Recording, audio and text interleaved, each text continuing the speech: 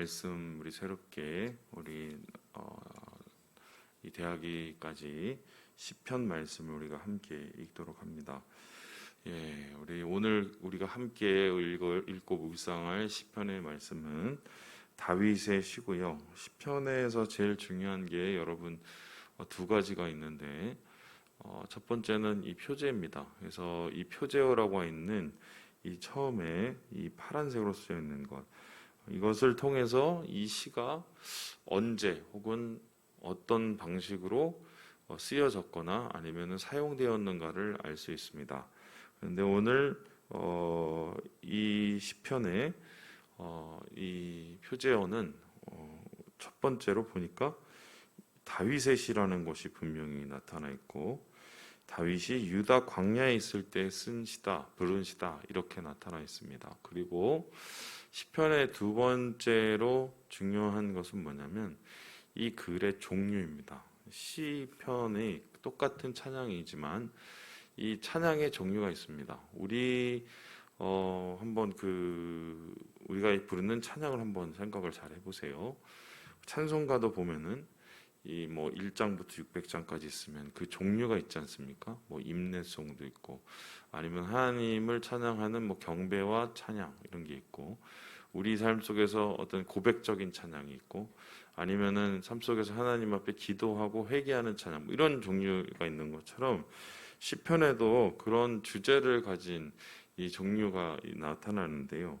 오늘 말씀을 보면은 이 다윗이 유다 광야에 있을 때 쓴 시가 확실하고, 그리고 이 쓴 시의 전체적인 이야기를 읽어보면 다윗이 자신의 상황을 하나님 앞에 올려드리는 개인적인 탄원이 들어있고, 뿐만 아니라 그 후에 모든 사람으로부터 하나님을 의지함으로 하나님의 보호를 받자고 하는 일종의 이제 제왕적 그런 성격이 있어요. 그래서 그 시가 두 가지가 이렇게 섞여 있는데요. 어쨌든 우리가 오늘 이 시를 전체적으로 이해하는 데 있어서 가장 큰 키는 왕인 다윗이 유다 광야에 있었다입니다. 그리고 그 유다 광야에서 다윗이 하나님 앞에 이 글을 올려드리고 이 시를 올려드리면서 결론으로는 하나님이 자신을 보호하시고 자신을 지키실 것이라는 것을 확신하고 있다. 이렇게 이 말씀을 우리가 읽을 수 있겠습니다. 자, 그렇다면은 오늘 이 말씀을 우리가 전체적으로 대함에 있어서 가장 핵심적인 이야기가 무엇일까요? 우리 한번 먼저 이 사람의 지금 상황이 어떤 상황인지를 한번 읽어보도록 하겠습니다. 우리 1절의 말씀을 같이 한번 읽어봅시다. 1절입니다. 시작. 하나님이여 주는 나의 하나님이시라. 내가 간절히 주를 찾되 물이 없어 마르고 황폐한 땅에서 내 영혼이 주를 갈망하며 내 육체가 주를 악무하나이다. 지금 이분은 이제 하나님을 찾고 있어요. 다윗이라고 가정을 해본다면 다윗이 하나님을 찾는데 그냥 찾는 것이 아니라 간절히 찾는다. 그 간절히 찾는 그 모습을 어떻게 비유하고 있냐면은 메마르고 황폐한 땅, 한마디로 광야죠. 광야에서 물을 찾는 것처럼 내가 그렇게 간절히 주님을 찾고 있다라고 얘기합니다. 그렇다면은 이 상황은 어떤 상황인가요?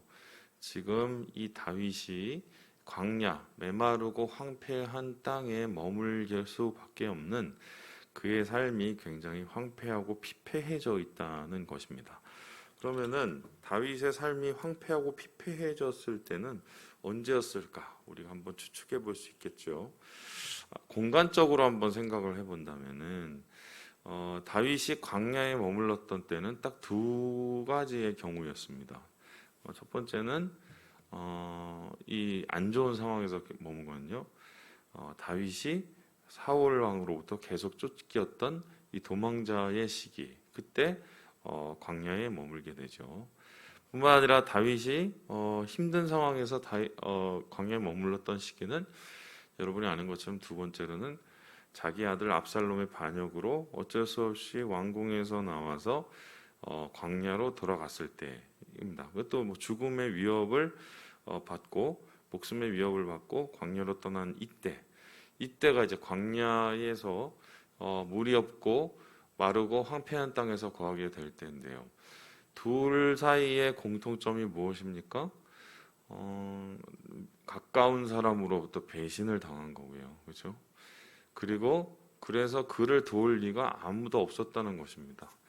아무도 없었고 그를 도울 상황이 아무것도 되지 않았기 때문에 그가 할 수 있었던 최선은 하나님을 찾고 하나님을 부르고 하나님을 의지하려고 앙망하는 것이었다라고 이 말씀을 통해서 우리가 읽을 수 있겠습니다. 그렇다면은 이러한 하나님을 향한 앙망, 이 가장 지치고 힘들고 황폐했을 때 하나님을 부르는 이러한 모습은 어떻게 학습이 될 수 있었을까? 모두가 어렵고 힘들 때 하나님을 찾는 건 아닙니다.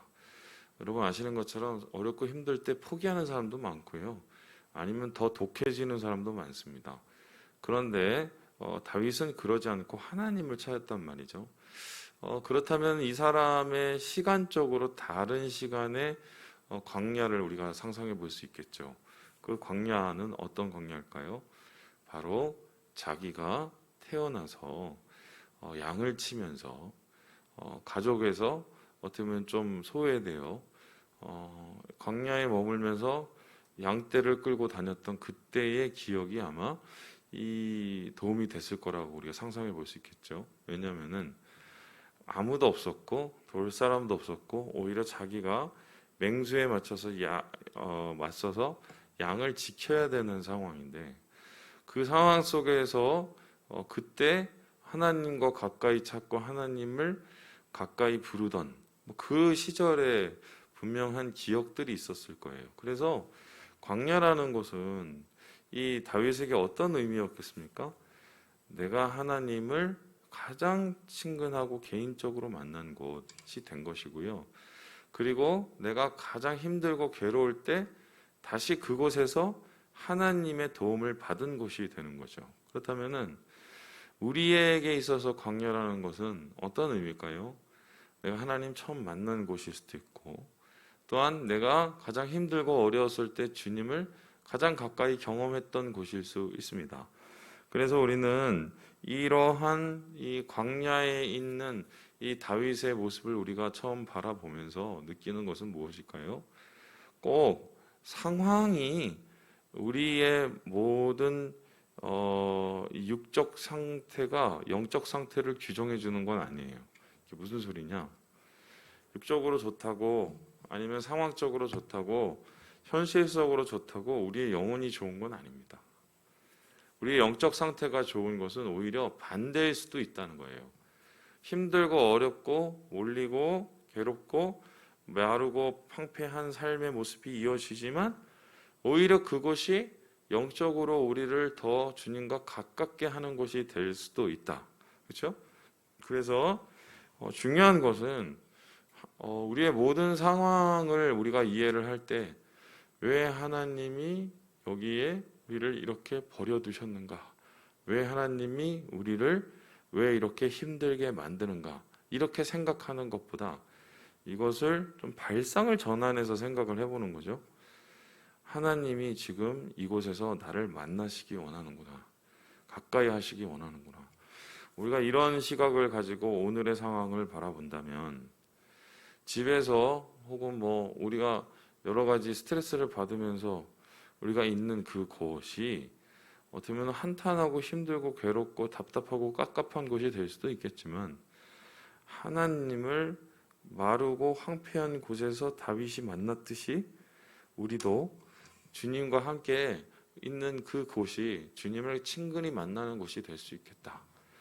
결과적으로 현실이 영혼을 규정하지 않기 때문이에요. 그래서 오늘 이 다윗을 통해서 그러한 지혜를 우리가 먼저 배우게 됩니다. 그래서 다윗은 이 가장 힘들었던 이 시간을 뭐라고 얘기하고 있냐면요. 우리 2절을 말씀을 같이 한번 읽어보도록 하겠습니다. 2절입니다. 시작. 내가 주의 권능과 영광을 보기 위하여 이와 같이 성소에서 주를 바라보았나이다. 흥미롭지 않습니까? 성소에서 주님을 바라보았던 기억과 그죠? 광야에서 하나님을 찾는 기억이 장소만 달렸지 내 중심은 똑같다라고 말했습니다. 결국 중심의 문제죠. 중심의 문제. 요즘은 결국 우리에게 그 질문을 계속하는 것 같습니다. 상황이 계속 망가지기 때문에 주님께서 우리의 중심을 물어보시는 것 같아요. 너의 중심은 도대체 뭔지, 정말 나를 사랑했던 게 맞는지, 예배를 정말 기뻐했던 게 맞는지, 아니면 신학적으로 주님을 정말 의지하려고 했던 게 맞는지, 하나님이 우리의 중심을 보시는 거죠. 그러면 성소에 있든 광야에 있든 그 중심이 동일하면 그것은 바로 하나님을 성소에서 만났듯이 광야에서도 만날 수 있는 하나님의 인자하심과 하나님의 영광의 장소가 될 수 있다.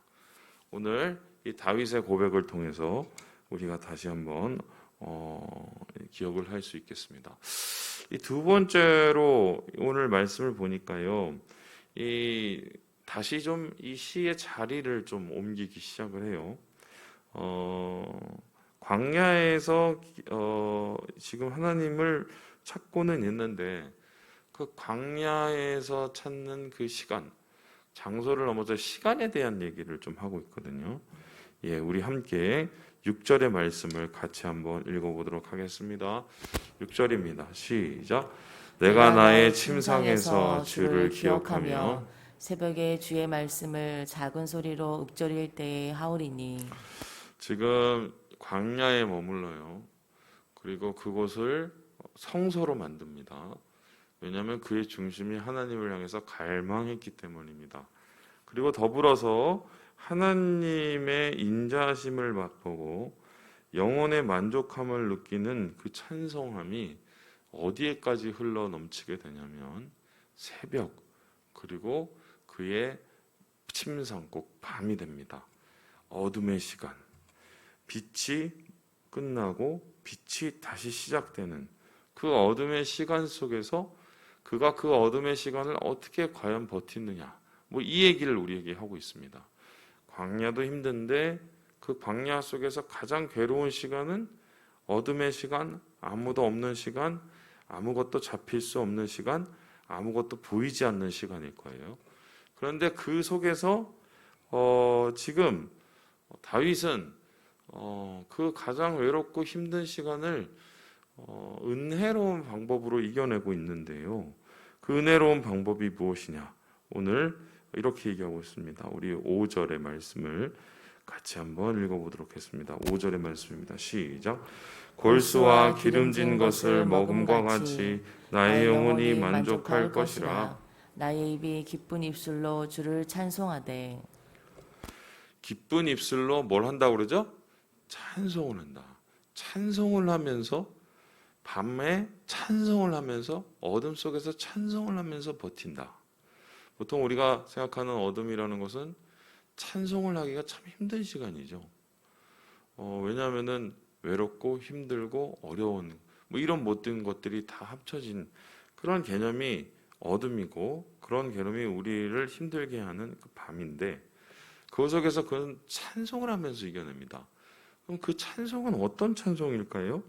우리 함께 3절의 말씀을 같이 한번 읽어볼까요? 3절 말씀입니다. 시작.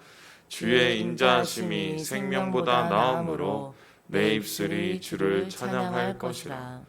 하나님의 인자하심, 하나님의 변함없는 사랑을 찬양하고 있습니다. 하나님의 변함없는 사랑을 생명보다 낫다라고 합니다. 그러니까 생명보다 낫다는 것은 내가 가장 소중히 여기는 것이 생명이죠. 생명보다 하나님의 변함없는 사랑이 낫다. 그러니까 나는 변함없는 사랑을 내 인생의 가장 귀한 것으로 여긴다, 이런 뜻입니다. 그런데 그 변함없는 사랑을 어떻게 찬양하고 있냐면 4절에 보니까 평생에 주를 송축한다. 주의 이름으로 말미암아 손을 든다. 여러분, 이게 그냥 웃긴 모습이지만 한번 상상을 해보세요. 광야에 동굴 같은 데 있겠지요. 그리고 어떻게 됩니까? 거기서 밤이 왔어요. 어둠에 깜깜해요. 사람도 없는데 혼자 손들고 막 그 하나님을 막 찬양하고, 그리고 하나님의 이름을 막 부르고, 이런 혼자 지금 부흥회를 하고 있는 거예요. 이렇게 이 밤을 이겨냈다는 겁니다. 그러니까 왜 하필이면은 자야 되고 눈을 감아야 되는 이때에 이런 적극적인 행동과 적극적인 찬양을 하고 있을까요? 어둠이 더할수록 하나님에 대한 빛에 대한 갈망이 더 심해지기 때문인데요. 지금 다윗은 하나님을 향해서 한마디로 주님, 이 어둠 속에서도 주님은 나를 여전히 붙잡고 계십니다. 나를 여전히 함께 계십니다. 나를 여전히 도우십니다라는 것을 신뢰함으로 하나님 앞에 지금 인정해 드리는 거죠. 똑같은 일이 신약에도 반복이 됐죠. 여러분 잘 아시는 바울이라는 사람입니다. 바울이 열심히 말씀을 전하다가 잡혔죠. 그 잡힌 곳에서 모진 매를 맞고 소위 말해서 부당한 대우를 받았습니다. 그리고 감옥 속에 갇혔어요. 내일이 어떻게 될지 모르는 상황이었습니다. 바울 옆에는 그와 함께한 실라가 있었어요.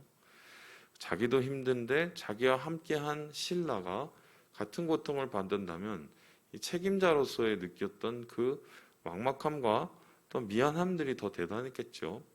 그런데 이 상황 속에서 바울은 무엇을 했습니까? 하나님을 찬양을 했습니다. 찬양을 했을 때 그 찬양을 신라가 같이 함께 했습니다. 그랬더니 어떤 일이 일어났습니까? 감옥에 지진이 났습니다. 그리고 어떻게 해요? 지진이 옥문을 열었죠. 그 옥문이 연 것을 깜짝 놀라서 간수가 왔었을 때 그 사람들이 다 달아난 줄 알고 목숨을 스스로 끊으려 하는 그 간수를 향해서 자기는 여기 있다고 얘기했지요. 안심하라고. 그리고 나서 그 간수는 무릎을 꿇고 하나님의 살아계심을 경험하고 그리고 예수 믿는 자가 되었습니다.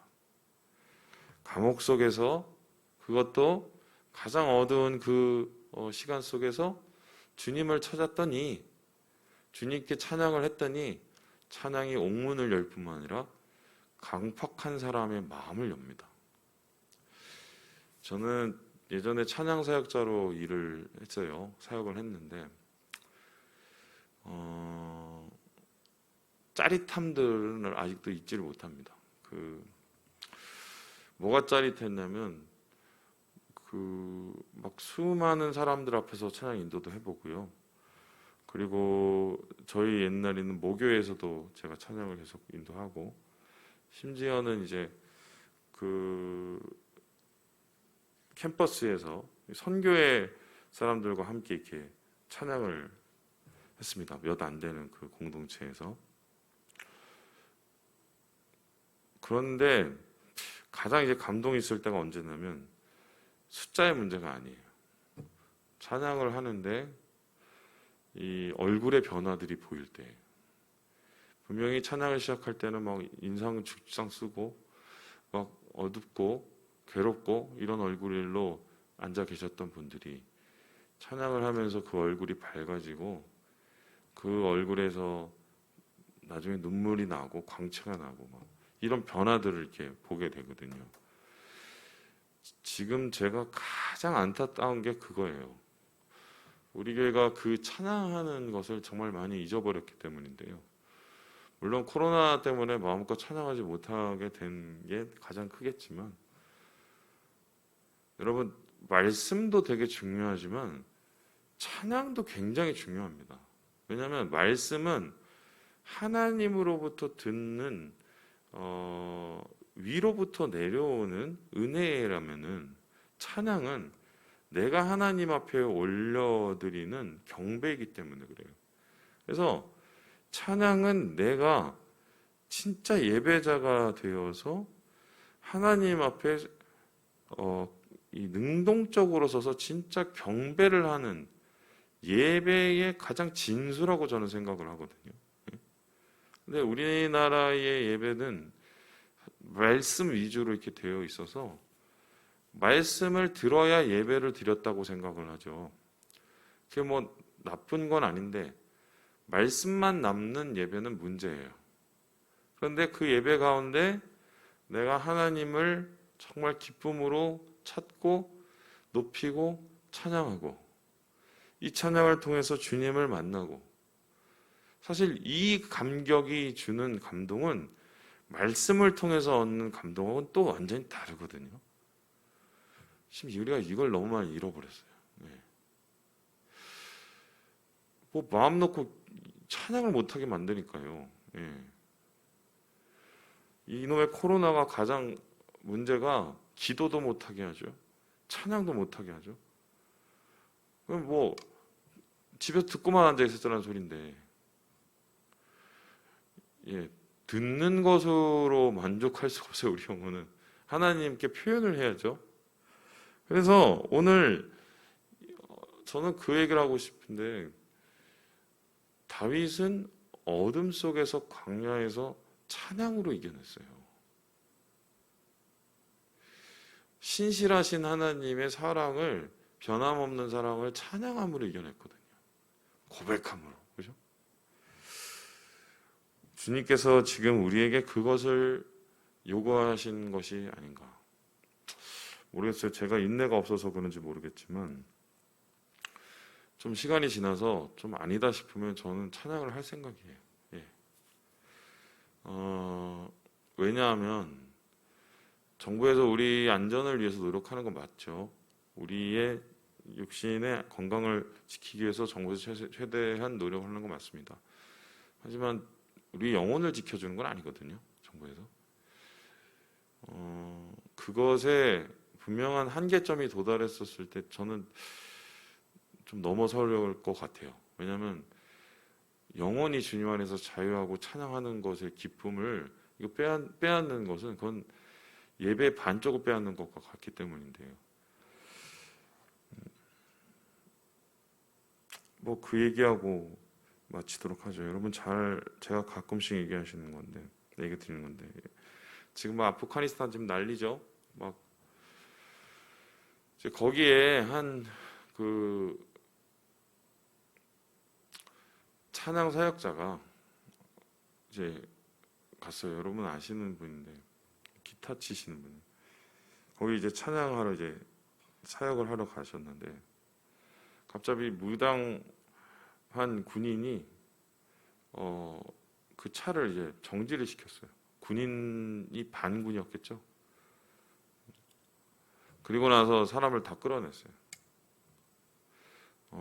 뭐 위협을 주려고 그랬던 건지, 아니면은 무슨 뭐 이 정찰을 하기 위해서 그랬던 건지 모르겠어요. 그런데 스투케이스 같은 뭐 큰 찬양 그 기타 케이스가 있는 거예요. 그 군인들이 보기에는, 무장한 사람들이 보기에는 그게 뭐예요? 그게 잘못하면 열면 안에 뭐가 있는 것처럼 보이겠죠. 총 같은 게. 이거 열어보라고. 너 뭐 하는 놈이냐고. 딱 열었더니 거기 안에 기타가 딱 있는 거예요. 생전 처음 보는 거겠죠. 이게 뭐냐? 했더니 악기다. 너 뭐 하는 놈이냐? 나는 노래하는 사람이다. 그러면은 우리 못 믿겠으니까 한번 해봐라. 총을 들고. 그래서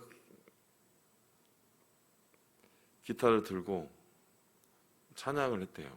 어차피 그 사람 한국말 모르니까. 그때 부른 찬양이 하늘에 나는 새도 주 손길 돌보시네. 주 말씀 향하여 달려가리라. 그 찬양을 이렇게 뭐 얼마나 간절했겠어요. 그 떨림 가운데. 그랬더니 이 사람들이 갑자기 가만히 있더니 가라고. 그렇게 국경을 통과해서 들어갔다는 소리를 들었어요. 예. 가장 힘든 순간에 누가 거기서 찬양을 하라고 목소리가 나와요? 왜? 시각이 안 흔들렸던 거예요. 하나님을 향한 찬양의 시각이. 그랬더니 하나님이 거기에 평화를 주신, 예, 말씀을 마칩니다. 인생의 광야가 와도, 인생의 캄캄한 어둠이 와도 우리가 하나님을 앙망하고 찬양하는 것을 잊지 마셔야 됩니다. 그게 어둠과 광야를 이길 수 있는 유일한 힘이라는 것 여러분 기억하시고, 오늘 하루 하나님 앞에 예배하시고요. 저녁에 꼭 우리 기도하고 찬양하는 수요 예배 시간 잊지 마시고 오늘 꼭 동참해 주시기 바랍니다.